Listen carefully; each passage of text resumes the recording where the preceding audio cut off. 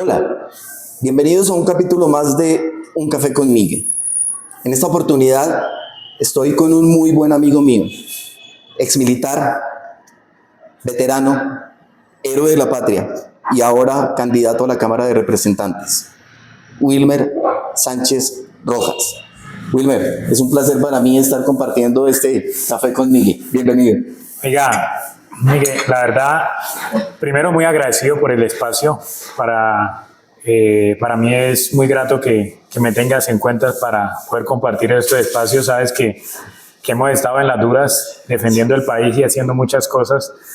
Y tú, más que nadie, sabes la pelea que he venido dando desde las calles, desde los puestos en donde he podido darla. Y pues en ese momento se da la oportunidad y creo que es un peldaño más que se nos da la oportunidad, pero ese peldaño no frena, independientemente de lo que pase, lo que vamos a seguir haciendo, ¿no? Lo sé, conozco de primera mano tus capacidades como persona, tus capacidades por la sociedad, pero sobre todo tu amor patrio. Muy probablemente durante esta charla tan amena, no le voy a decir Wilmer, porque jamás le he dicho Wilmer y estoy seguro que me voy a equivocar. No voy a ofrecer disculpas tampoco porque es muy amigable. Él se conoce en el mundo de las redes sociales como Was y de esa manera creo que me voy a referir a él. Was, ¿quién es Wilmer Sánchez? A ver, Wilmer Sánchez es un hombre comprometido con cada una de las cosas que se dispone a realizar, ¿no?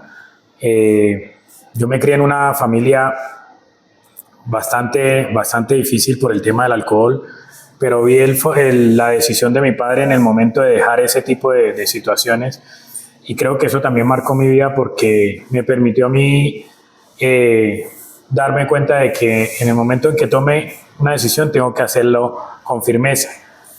Soy un veterano de las fuerzas militares que entendió dentro de la vida militar que mi profesión o mi disposición hacia la institución no era en defensa de un papel, que cada vez que iba al área de operaciones iba con hombres que iban dispuestos a dar la vida por su país, pero también dispuestos a volver para estar con sus familias. Entonces, mi obligación como comandante era que ellos regresaran sanos y salvos. Para eso tenía que tener una excelente preparación y lo hice dentro de la institución, lo cual me llevó a hacer un muy buen trabajo.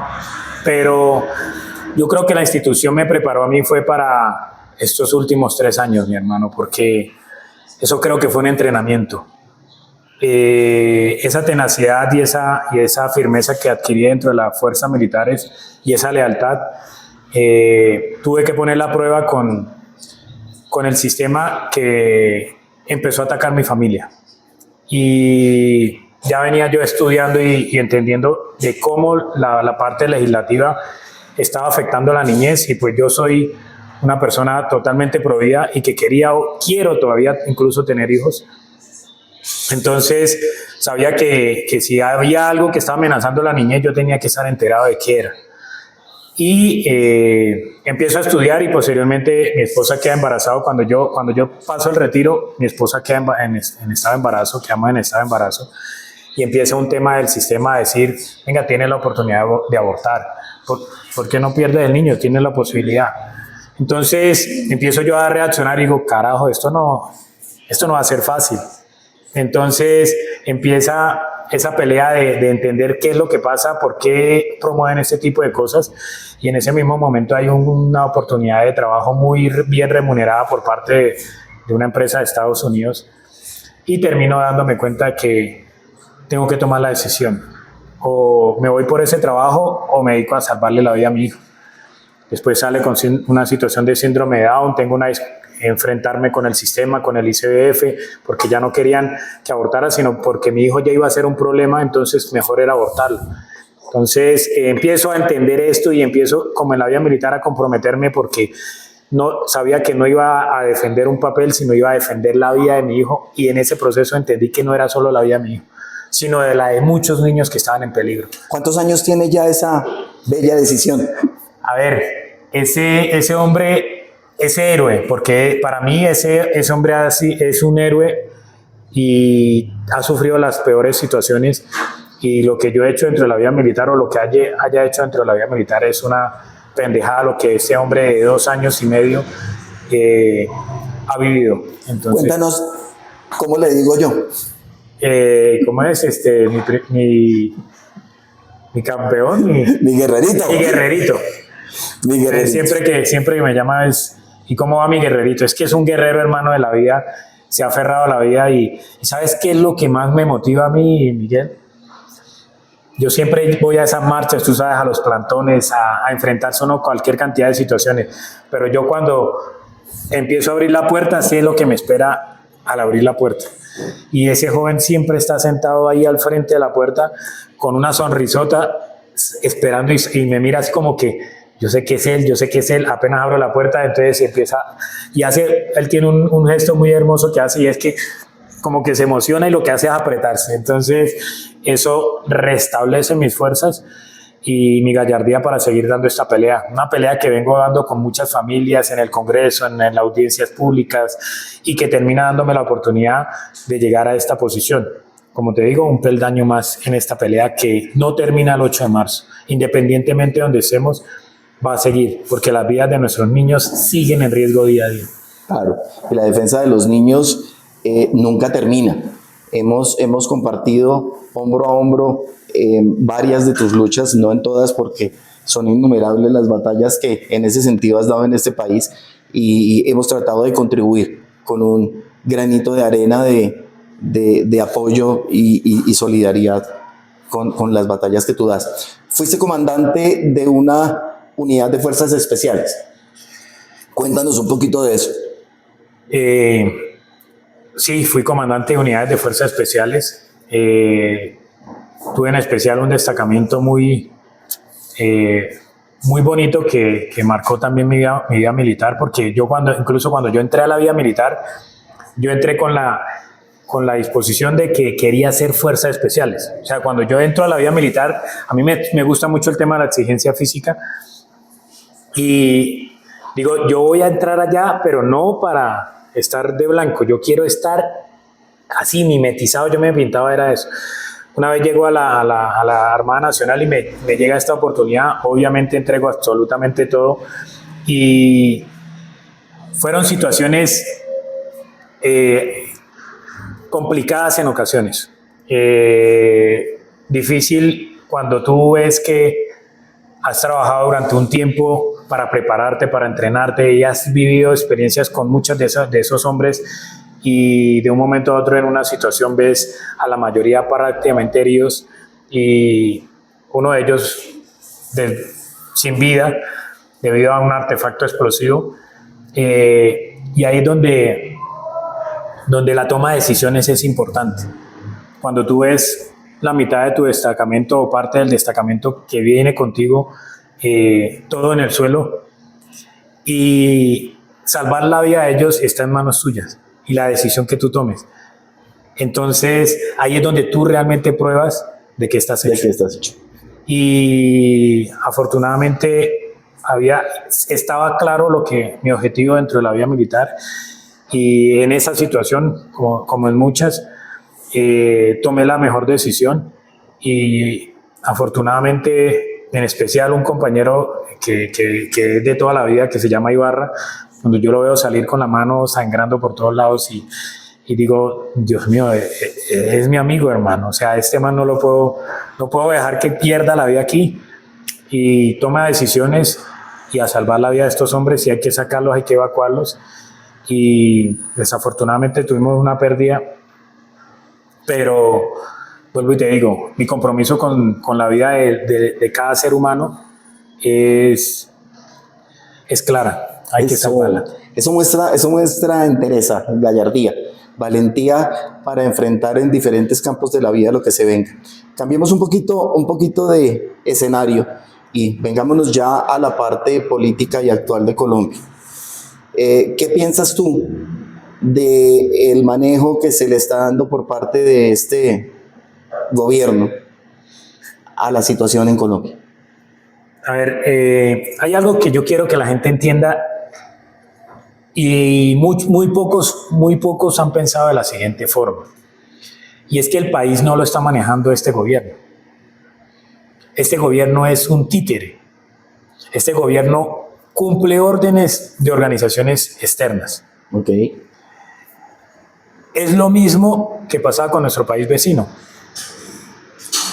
Nosotros sabemos y entendemos que hay una organización que se llama la ONU y rige a través de una Agenda 2030 Sí. y de organismos que dirigen cada una de nuestras instituciones, como el ICBF, como el ministerio. Cada ministerio tiene un eje superior que pertenece a esta organización que le dice qué hacer. Ok. Y el presidente, por eso mira, nosotros nos hemos acostumbrado a decir el alcohólico, el que está fumado, el que es que no sé qué. Es simplemente un títere. Ellos no piensan, mira, y te pongo el ejemplo. Cuando nosotros vamos al Congreso y vemos todos esos representantes y senadores que promueven todas estas políticas públicas nefastas que están destruyendo nuestro país, ellos no son los que se desgastan haciendo y investigando qué pueden hacer para poder hacer ese proyecto de ley. El proyecto de ley llega de afuera y le dice esto es lo que tienes que firmar y esto es lo que tienes que aprobar. Nosotros que estamos haciendo las cosas bien, sí tenemos que sentarnos y poner un equipo y entender y estudiar, porque no tenemos recursos. Estas organizaciones invierten millones de dólares en recursos a todas estas organizaciones que son presionadas por ONGs que están dentro del país y que buscan el detrimento de nuestro país y la pérdida total de la soberanía. Todo lo que tú ves que está legislando este gobierno es inconstitucional.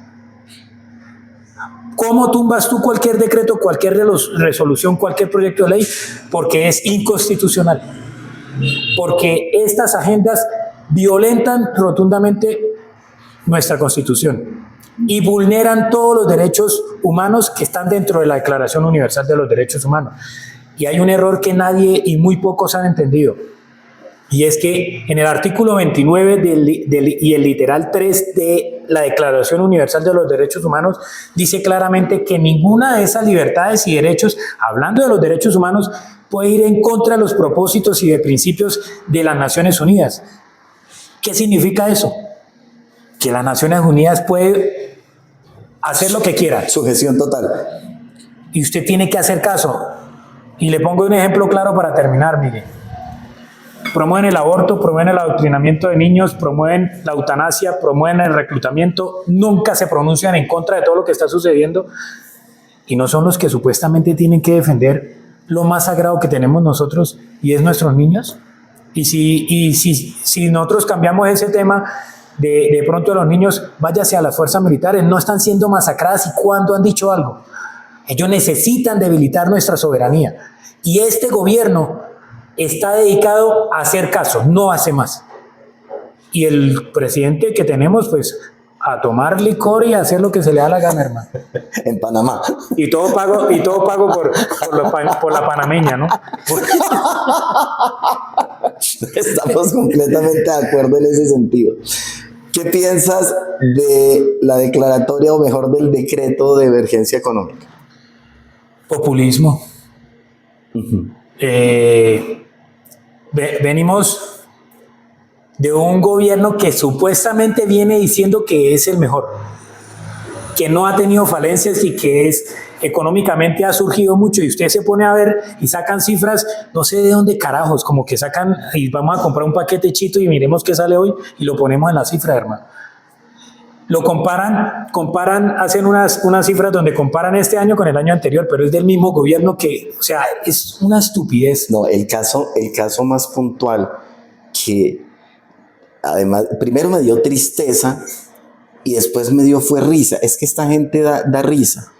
Estaba analizando yo una gráfica que publicó la Presidencia de la República sobre el número de muertes de niños durante los últimos años.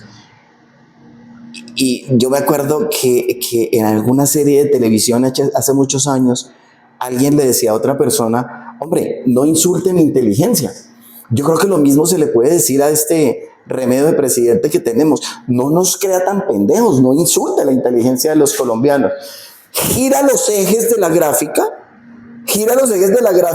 para que el 2.56 sea menos que el 2.12. O sea, eso no le cae en la cabeza a nadie.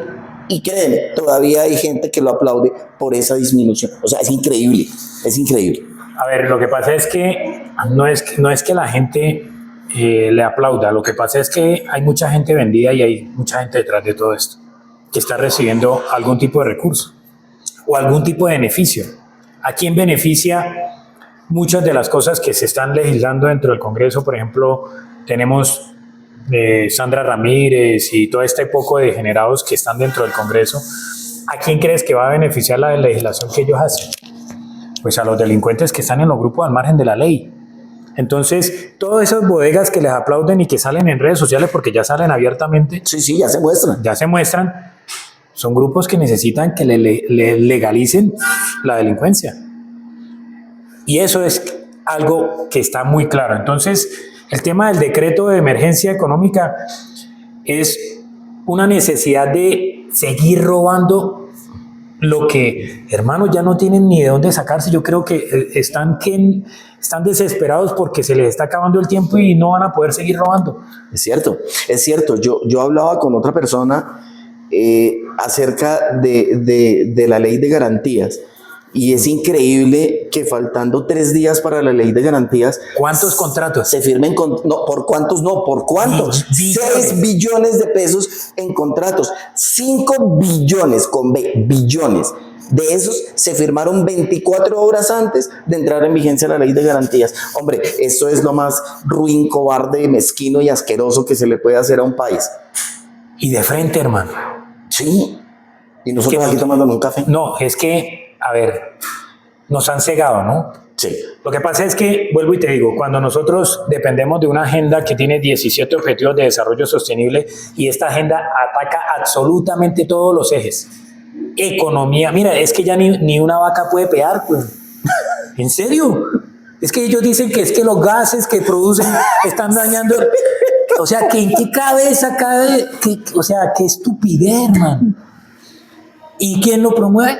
Estas agendas. Entonces ya no podemos tener agricultura y entonces están acabando con el campo. Debilitan la economía, debilitan la salud, debilitan absolutamente todo. Y nosotros seguimos esperando a ver qué va a pasar, hermano. Usted lo dice, 3 horas. Dígame qué estudios pudo haber tenido ese tipo de contratos. 5 billones, hermanos. Faltando 5 horas para empezar la ley. Se vienen elecciones. ¿Usted sabe cuántos votos van a traer esos 5 billones? Por supuesto. A eso iba. El tema de la emergencia económica, del decreto de emergencia económica, no tenía absolutamente ningún sustento. Por eso se cayó. Pero resulta que ahora estamos aprovechando la inundación del país, el desastre que estamos viviendo en Córdoba, en parte de Antioquia. Ayer sufrió bastante la Estrella en Antioquia, en Medellín. Entonces ahora tienen una justificación para retomar la emergencia económica.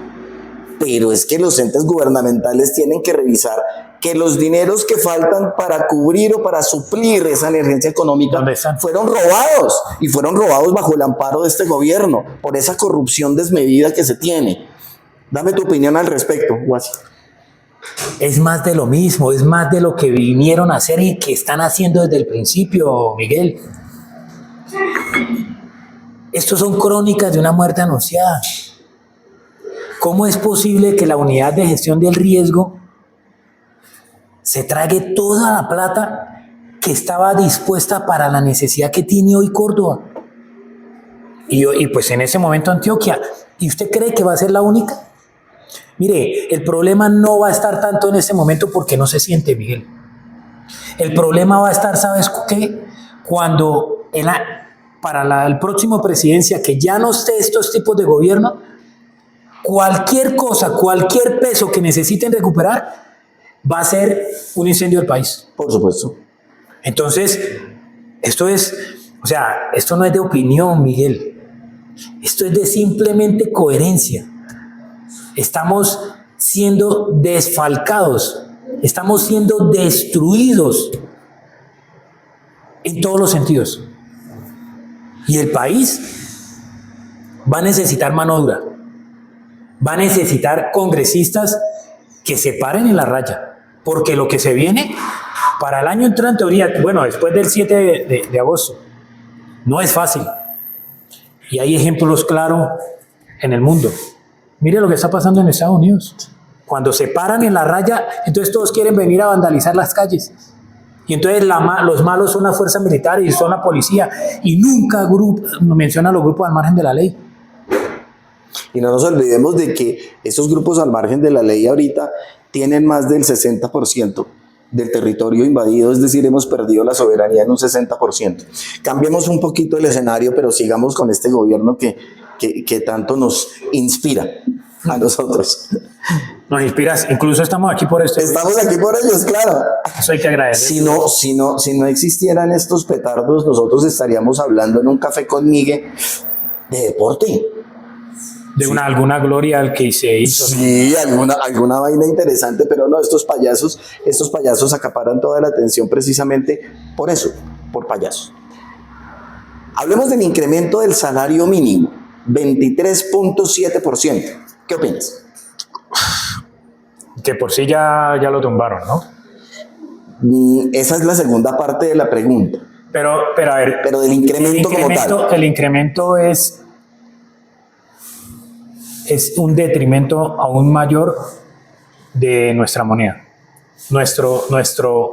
A ver, yo siempre lo planteo porque yo conocí todo lo que se vivió en Venezuela y sé lo que es la devaluación de la moneda. Sé lo que significa tener tú 3 millones de pesos en el banco y al otro día valer 300 pesos. Que no te sirva para un carajo. No te sirva para comprar un puto dulce. Sí. Esto es lo que hacen. Chávez subió el 30%. El 30%. Este man le bajó un poquito. Pero es la misma retórica. A ver, ¿de dónde va a salir trabajo? ¿De dónde las pequeñas y medianas empresas van a poder surgir? Si cada vez estos tipos de gobiernos lo que hacen es deteriorar su iniciativa para crear empleos. Hermano, están destruyendo la economía. Subir eso es puro populismo, hermano. Es puro populismo. Porque, a ver, se vienen elecciones, volvemos a lo mismo.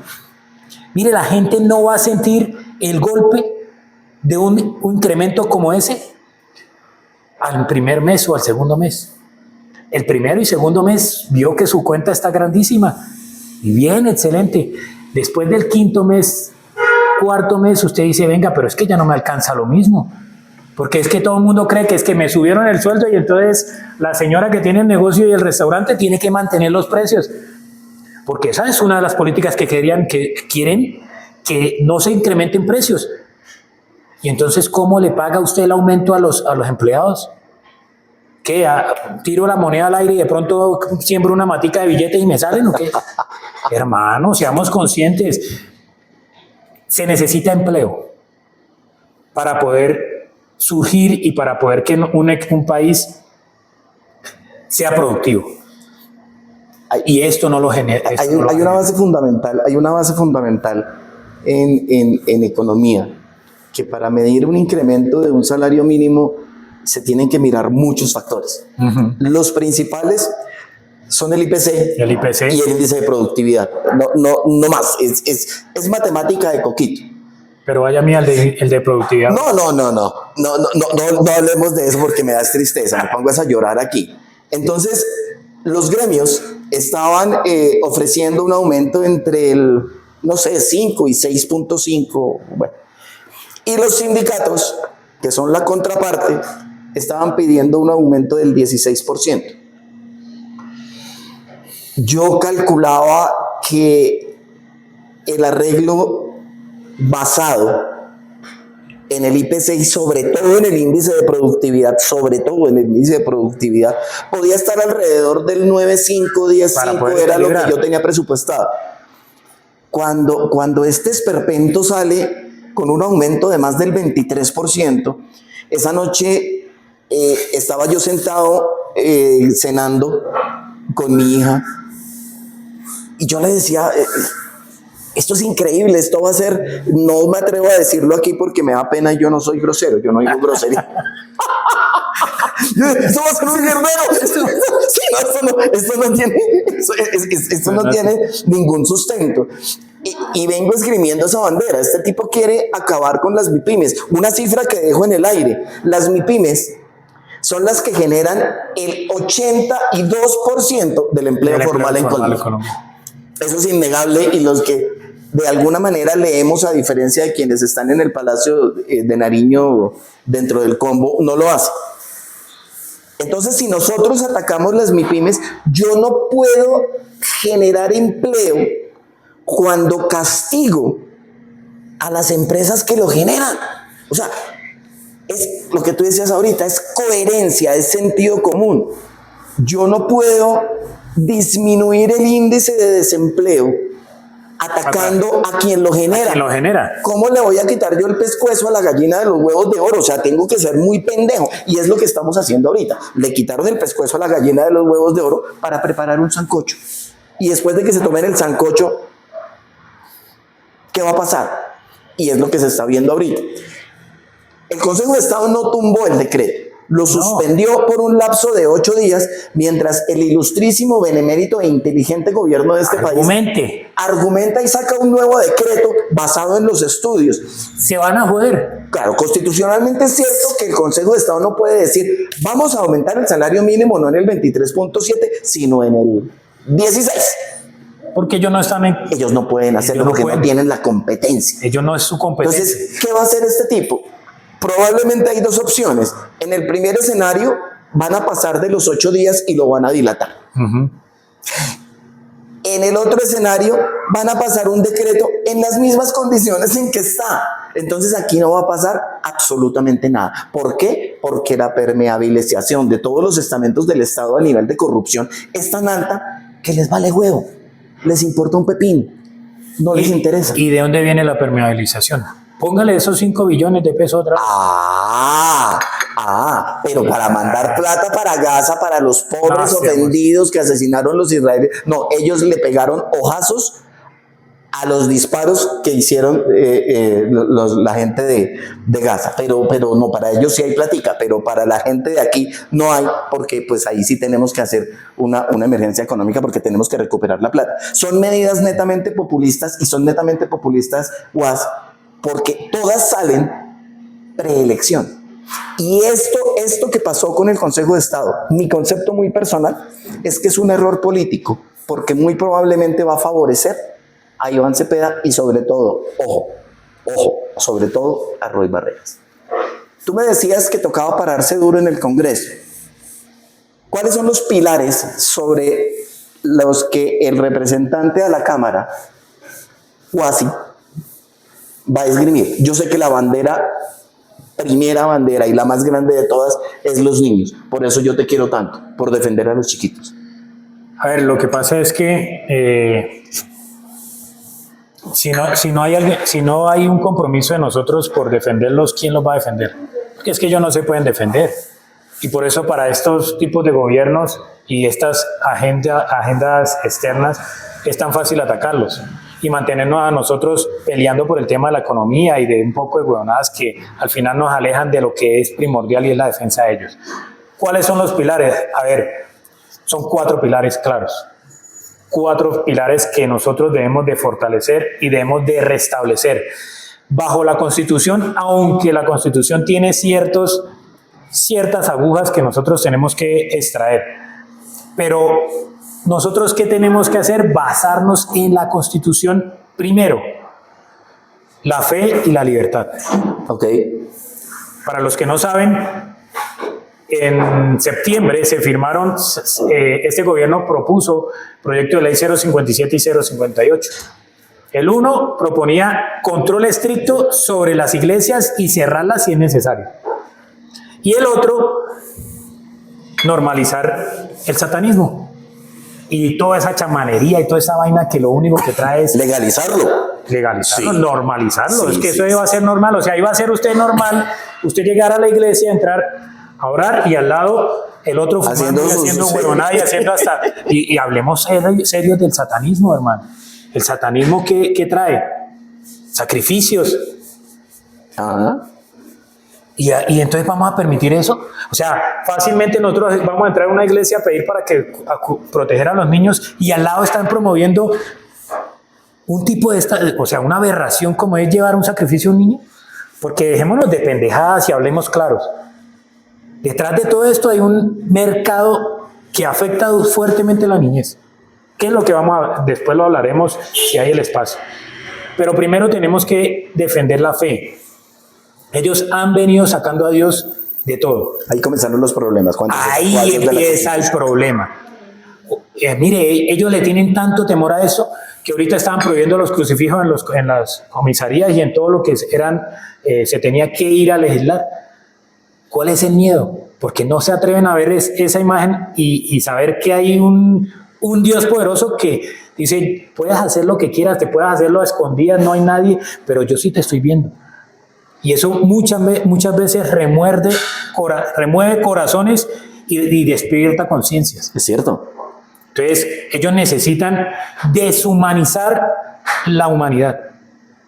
¿Y cómo lo hacen? Primero, quitémosle el temor a Dios. Si no hay temor en hacer a escondidas lo que se les dé la gana, vamos a lograr lo que quieran. Segundo pilar, defensa integral de la niñez. Y ese es el eje fuerte que vamos a manejar. Los niños son abortados, mutilados, hormonizados, adoctrinados, reclutados, llevados a la eutanasia y cualquier cantidad de aberraciones. Para no decirte que hay una organización aquí que hace parte de un mercado de niños que lleva a los niños a otros países. Y todos lo conocen y se llama ICBF. Y esa entidad le vamos a dar palo, hermano. Porque si nosotros como nación, como país, no defendemos y atacamos la amenaza principal para nuestros niños, estamos jodidos. Que venga y se acabe esta vaina, hermano. Es que lo primero que hay que proteger es el futuro. Ahora, ¿quién es el tercer pilar? Es muy fundamental y es la familia. Nada de lo que usted ve aquí existiría si no hubiese sido primero la familia. Antes que cualquier cosa, antes que cualquier ideología, antes que cualquier... La base fundamental de la sociedad, ¿was? Si no hay familia... No hay nada. No hay nada. Total. Es más, haga usted y saque un cálculo ahorita, que en este momento se pare la producción, que se pare en este momento el nacimiento de niños. A ver qué pasa en unos 20 años. Seguiremos siendo un país de viejos pobres. Y todo el mundo dice, pero es que la economía, ¿y de dónde vas a sacar economía si no tienes gente nueva? ¿Quién va a producir? ¿Quién va a...? No vayas tan lejos. ¿Quién va a garantizar el pago de las pensiones del futuro de esos niños cuando los de ahora no quieren trabajar? Cuando ahora las familias prefieren tener 2, 3, 4, 5 perros, pero no un niño. Entonces, ¿qué tenemos que hacer? Fortalecer la familia. Ok. Toda persona que está en cualquier cargo público tiene familia. Así sea un desmadrado, hermano, que no le importe un carajo a su familia y que venda por plata a su familia. Porque muchos de esos que firman allá les importa un carajo. ¿Y sabe qué es lo peor? Que muchos de los que están legislando ni siquiera tienen hijos. Yo conozco uno muy famoso que tiene un hijo delincuente, pero él dice que no tiene la culpa porque él no lo crió. No lo crió. No lo crió. No, pero es que es normal. Ellos no acostumbran a criar a nadie. No se criaron ni ellos mismos. Sí. Entonces, mire, el cuarto pilar, nosotros tenemos que fortalecer la familia. Fortalecerla en la parte económica. Nosotros tenemos que darle prioridad a la familia para que la familia crezca y poder garantizar de que esa familia defienda a sus hijos. Si nosotros fortalecemos la parte económica para las familias, estas familias van a poder proteger mucho más a sus hijos. Cuando la economía es debilitada y la familia es debilitada por la parte económica, los dos padres se tienen que ir a trabajar y dejan a merced del sistema educativo y de cualquier persona sus hijos. Entonces, ¿quién los va a educar y quién los va a formar?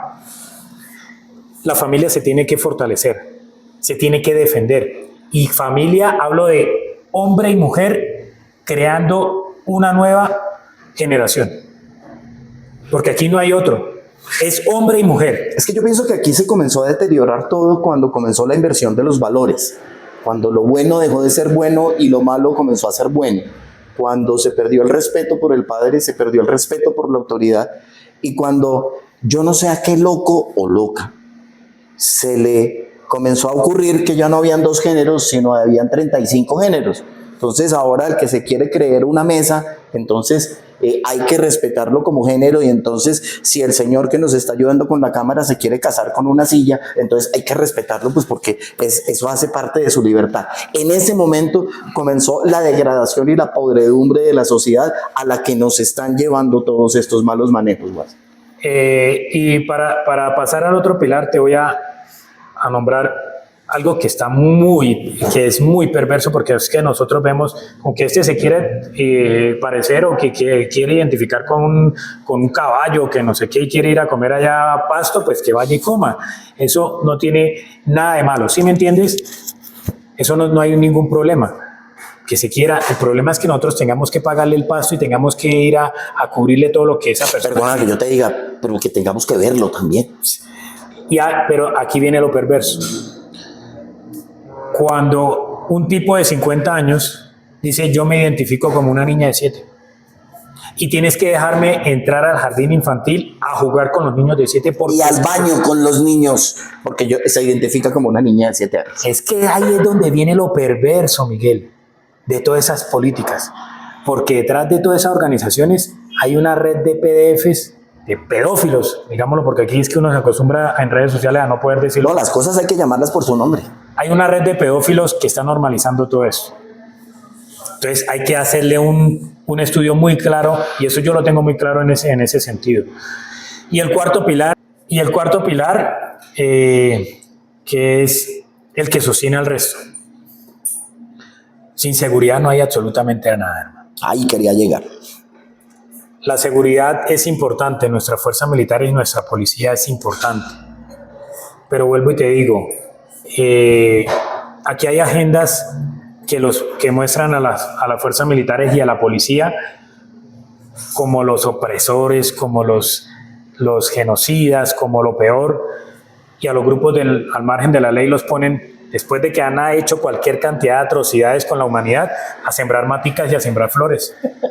Eso es una hijueputada, hermano. Es que yo pienso que de las aberraciones jurídicas más grandes que existen es la JEP. Estos malditos reclutadores, violadores de niños, narcoterroristas, entonces sacaron los de la JEP para mostrar, para que les hicieran un monumento y les dieran un Nobel de Paz, la condena a ir a pintar palitos a un campo a estos malditos, y personas que realmente han luchado por el país están pudriéndose en una cárcel. Esto no tiene presentación. Esa diferencia en el medidor de la culpabilidad, esto no tiene presentación. Por eso una de las cosas que yo pienso es que se debe cambiar el sistema de justicia en Colombia, en donde la pena sea proporcional a la gravedad del delito que se comete, y acabar con las excepciones, y sobre todo incluir que una persona de más de 14 años que cometa un delito debe ser juzgado como adulto, porque es que tiene la plena conciencia para cometer el delito, sabiendo las consecuencias, pero no para pagar por él. Entonces, esa sería una de las razones. Guas, ¿cómo desde tu curul como representante a la Cámara en el Congreso de la República te vas a enfrentar a esa maquinaria, y cómo vas a hacer para mejorar la seguridad en la ciudad que te va a elegir, la capital de la República? Mire, hay una cosa que tú dices de enfrentar la maquinaria. Enfrentar la maquinaria no es fácil, pero hay una necesidad real de fortalecer las fuerzas militares y de policía.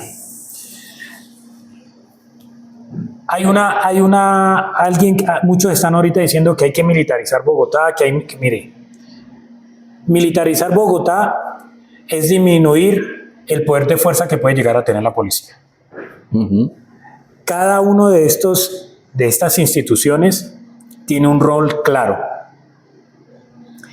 lo que nosotros necesitamos para que se recupere el país y se recupere la seguridad es restablecer el poder de maniobra y de decisión de las unidades de fuerzas militares y de policía.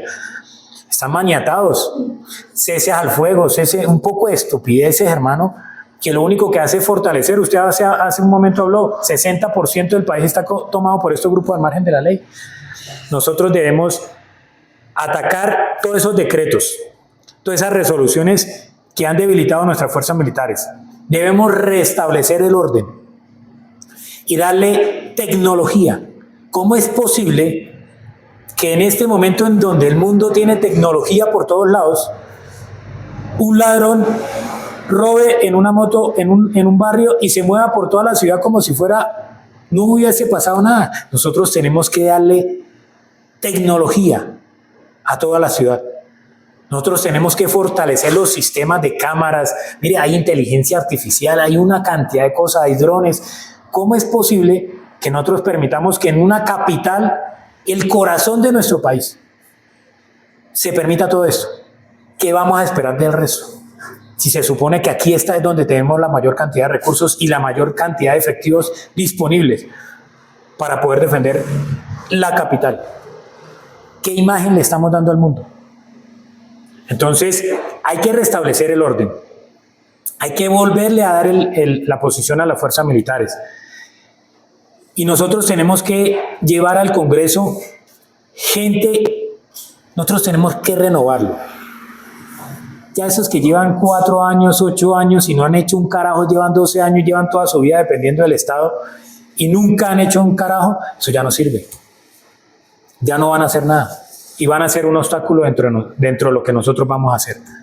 La gente tiene que ser consciente que si quiere salvar el país tiene que saber elegir.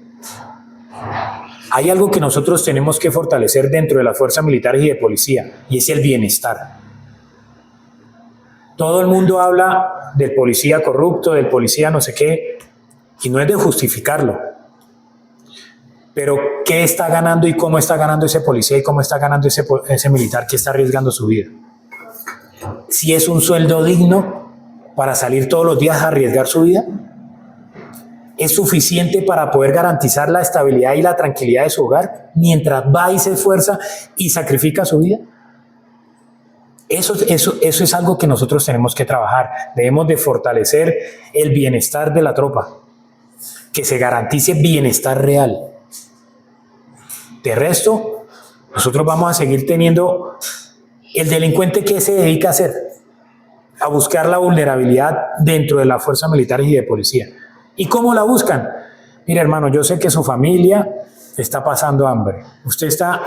Mire, yo le voy a dar esto. Entonces, vuelvo y te repito, no es justificar, pero si un delincuente tiene la capacidad de acercarse a un militar y a un policía a hacer eso, es porque los policías y los militares no tienen un sueldo digno.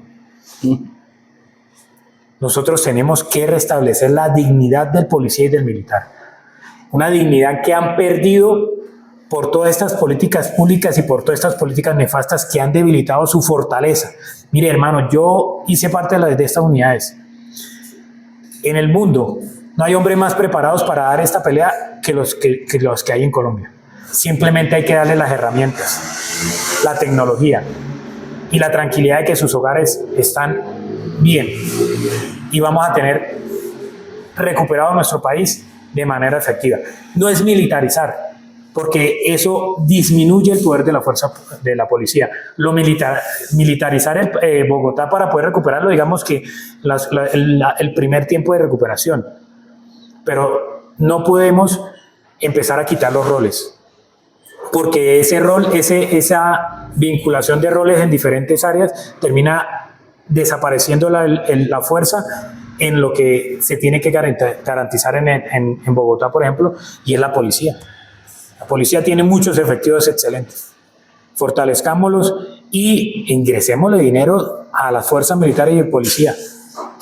Y hacer un control. Tenemos que hacer un control. Tú decías cómo hay que enfrentar esas maquinarias. Esas maquinarias se enfrentan haciendo un control político real desde el Congreso. Hemos perdido nuestro rol. los congresistas se han dedicado a legislar y entonces la gente siempre le dice a uno, y es que ¿qué proyecto de ley va a llevar? No, mire, no es solamente sacar leyes y leyes, porque cuando ustedes llenan un país de leyes, se dan es privilegios. La constitución política es clara y defiende absolutamente todo. Nosotros lo que tenemos es que hacer un control político sobre cómo se están utilizando los recursos, por ejemplo, dentro de las fuerzas militares. Real, un control fuerte sobre eso. Y créame que va a haber dinero suficiente para fortalecerlos y darles toda la tecnología que necesitan y el bienestar que ellos necesitan. No más burocracia, lo acabamos de nombrar. Un poco de contratos y un poco de cargos que se han creado que no sirven para un carajo, pero a ellos sí les sirve para crear votos. Total, es primordial reducir el gasto público, reducir los cargos e incluso reducir el Congreso. Por lo que escucho en tu respuesta, no estás de acuerdo con la militarización de la ciudad. A ver, lo que pasa es que no esté de acuerdo. Lo que pasa es que nosotros tenemos que hacer un estudio de cómo vamos a fortalecer la policía. ¿Cuántos efectivos tenemos y si los efectivos son suficientes para poder restablecer? Y yo te aseguro lo que sea, que si nosotros restablecemos no solamente el poder de fuerza, sino la tecnología, mire, póngale un sistema de cámaras a todo Bogotá que pueda hacer un monitoreo constante de cualquier acto delictivo. Usted no va a necesitar muchos policías. Lo que pasa es que la inmediatez de la necesidad sí requiere hace que se haga necesario. Por eso yo, con todo el respeto del mundo, sí estoy de acuerdo con la militarización, pero como punto inicial. Exacto. Como punto inicial de la solución. Bogotá se la está comiendo la inseguridad. ¿Qué opinas de la prohibición al porte legal de armas? No, el porte, hay que tener porte de armas. El porte de armas se debe hacer bajo estudios claros. O sea, el porte de armas, por ejemplo, el personal militar, es un proceso para que un militar tenga armas. Hay un tema con el tema de las armas y es que no es darle armas a todo el mundo. No se trata de darle armas a todo el mundo. Se trata de dar seguridad. Si usted garantiza la seguridad del país, yo no tengo que estar pensando en salir con un arma aquí empretinada para poder defenderme en caso de que me salga un ladrón. Si hay seguridad, yo puedo salir a comerme un helado tranquilo y con mi celular, y no como decía Claudia López, que es que pues no saque el celular. No, que es que están robando celulares, pues no lo saque, esa no es la solución. La solución es que se tiene que recuperar la seguridad para que cuando yo salga con mi familia no tenga que estar pensando en llevar el arma para poder defenderla en caso de que nos roben. Entonces, cuando nosotros garantizamos seguridad, pensamos en menos porte de armas y va a haber menos porte de armas en las calles. Y las armas las van a tener los que las tienen que tener. Estamos de acuerdo y mi concepto muy personal, siempre trato de esgrimirlo, es que la prohibición al porte legal, al único que desarma es al ciudadano de bien que quiere protegerse a sí mismo, a su familia, a su patrimonio o el de un tercero. Yo nunca he visto, y no lo veremos, un delincuente haciendo fila en Indumil para solicitar un permiso de porte o un permiso de tenencia. Bueno, no faltan. Antes no había delincuentes en el Palacio de Nariño y ahora están concentrados ahí. Al menos sabemos ahorita dónde están. Pero estos decretos de prohibición al porte legal de armas desarman al ciudadano de bien y lo dejan a merced del AMPA. Por eso están caminando como Pedro por su casa. Primero porque tienen un múltiple benefactor, que es el gobierno nacional, que los tiene como niños bonitos. Y segundo porque tienen la plena certeza de que la gran mayoría de ciudadanos no están armados, no tienen cómo defenderse y en este momento, además de inermes, están indefensos. Esa es la situación. Vamos a cerrar este café con Migue con unas preguntas de muy corta respuesta. Listo, pero te voy a cerrar lo que acabamos de hablar con algo. Y es que necesitan la pérdida de la soberanía. Y la pérdida de la soberanía no solamente se pierde con las leyes, se pierde cuando tú permites que el país sea gobernado por la delincuencia. Entonces, suelte a ver cuáles son Es que acuérdate que no es que a mí me traten mal, es que yo permito que el que está al frente me trate mal. Mientras nosotros no nos concienticemos de que tu libertad termina donde comienza la de tu hermano y de que el ejercicio de mis derechos no puede llegar hasta violentar los derechos de mi hermano, aquí no va a haber equidad.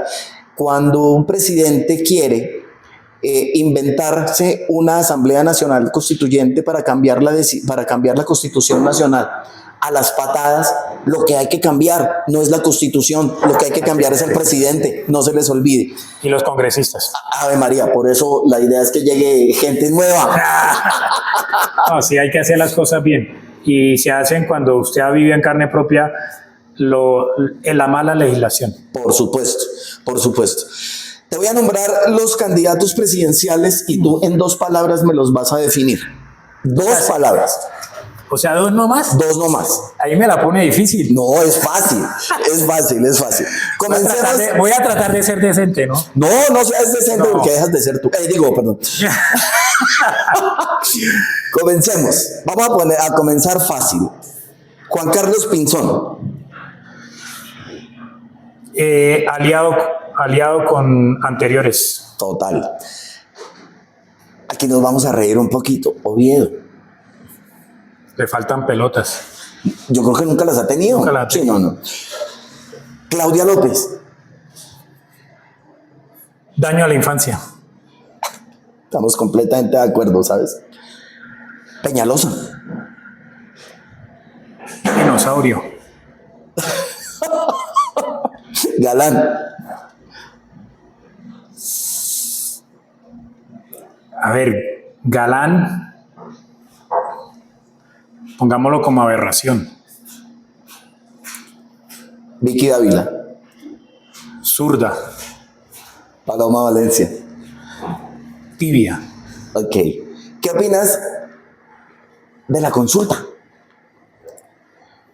La consulta es un tema que hay que analizar muy bien y yo creo que ese tipo de consultas se están dando más para enriquecer a los que van a ese tipo de consultas. Eso realmente se tiene, pues para mí se tiene que acabar. ¿Estarías de acuerdo con acabar con esta alcahuetería de la reposición de votos? Sí. Me parece que es bastante coherente acabar con eso porque fue un negocio. Ahí hay un negocio muy grande en ese tipo de situaciones y es que terminan desfalcando el Estado con ese tipo de cosas porque gastan todo lo que se les puede, lo que se les da la gana, porque saben que van a ser elegidos por lo que mucha gente ven de pronto y alcanza a grabar en los espacios y no por las ideas que realmente llevan. Te propongo lo siguiente, Guas. Después del 8 de marzo, después de que te posesiones... Oiga, pero no me nombró a De la Espriella. No, porque te estaba hablando de los candidatos de la consulta. Esa es la última pregunta que te voy a hacer. Te propongo lo siguiente. Después del 8 de marzo, cuando estés sentado en la curul del Congreso y que estemos haciendo la grabación de Un Café con Miguel ya como representante de la Cámara, vamos a trabajar entre los dos, tú desde el Congreso y yo desde afuera, para hacer los proyectos, 2 proyectos respectivos. Luchar por la legalización, o mejor, porque se quite el decreto de prohibición al porte legal de armas y porque hagamos un proyecto de ley en donde estemos tumbando la reposición de votos.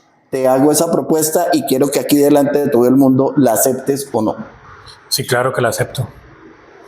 Para mí es un compromiso. Para mí es un compromiso y hay que estructurarlo muy bien. Por supuesto. Hay que soportarlo bien como nosotros sabemos hacerlo. Y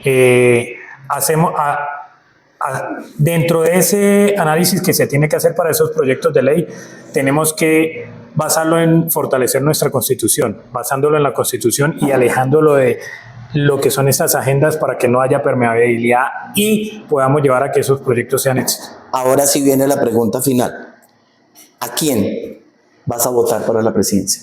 Abelardo de la Espriella por ahora. ¿Por qué? Porque habla de lo que, sin miedo, habla de lo que nosotros venimos defendiendo. Habla de acabar con todas estas ideologías de género, habla de acabar con todo lo que es la delincuencia y todo este tipo de cosas. Pero algo que yo quiero tener muy claro. Una cosa es que lo digan ahora, ¿no? Yo en ese momento me voy por lo que están diciendo y lo que están prometiendo. Nosotros tenemos que ser muy coherentes y cuando estén allá, nosotros en ese momento debemos elegir sin fanatismos, sin fanatismo. Y cuando estén allá, ser mucho menos fanáticos y ser más directos y más críticos con cada uno de los candidatos, no solamente con el presidente, sino conmigo. La gente tiene que ser crítica conmigo. Yo voy a ser un empleado, ¿sabes? ¿De quién voy a ser empleado cuando esté en el Congreso? De la niñez. Ese es mi nicho fuerte. Mis fuerzas militares las defenderé con capa y espada. Pero mi compromiso real para todos los días levantarme y verme al espejo y decir, usted tiene un compromiso grande y no puede ponerlo en riesgo, es con los niños, hermano. Es que el primer paso es elegir y el segundo es exigir. Exigir. Aquí tenemos que ser todos veedores de las personas que van a ser elegidas y que no se nos olvide que son más importantes las elecciones legislativas que la misma elección presidencial.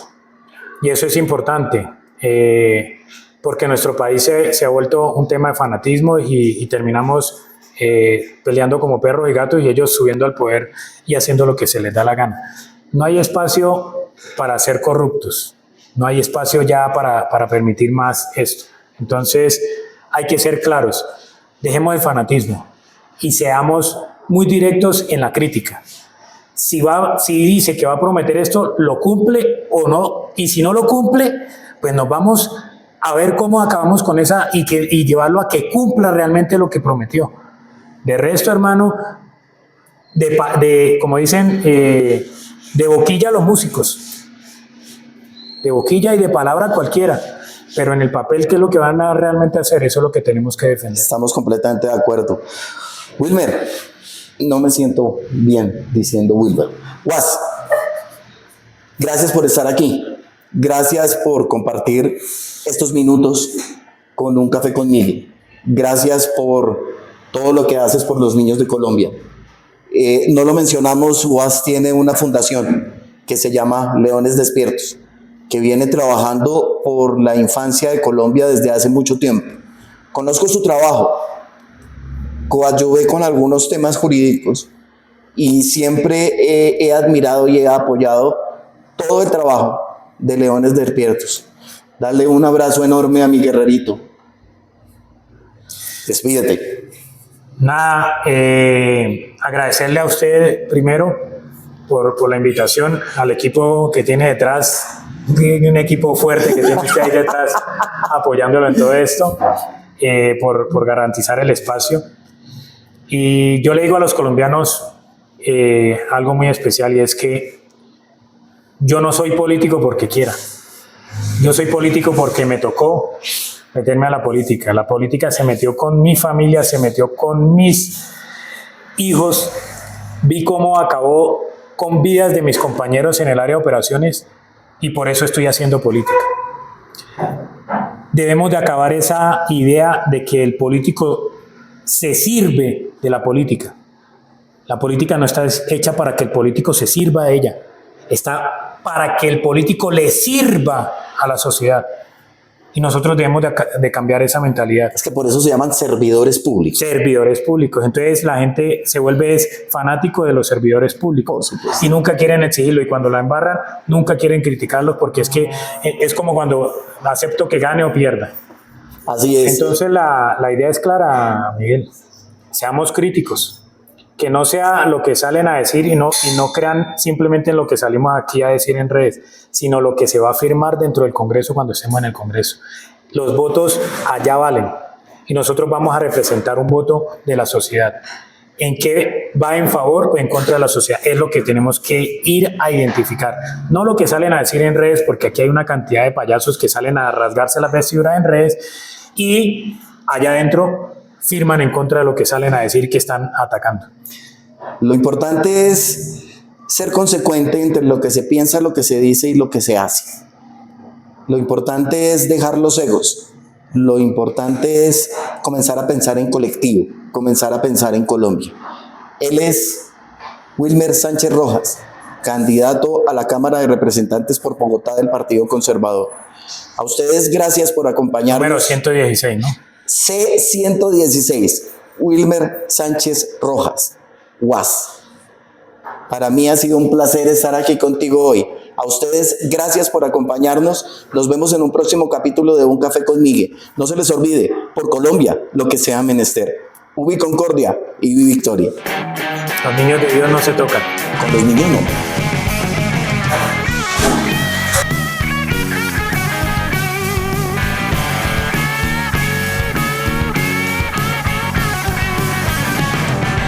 Mucha histeria y poca imaginación. ¿Debería acaso pedírtelo?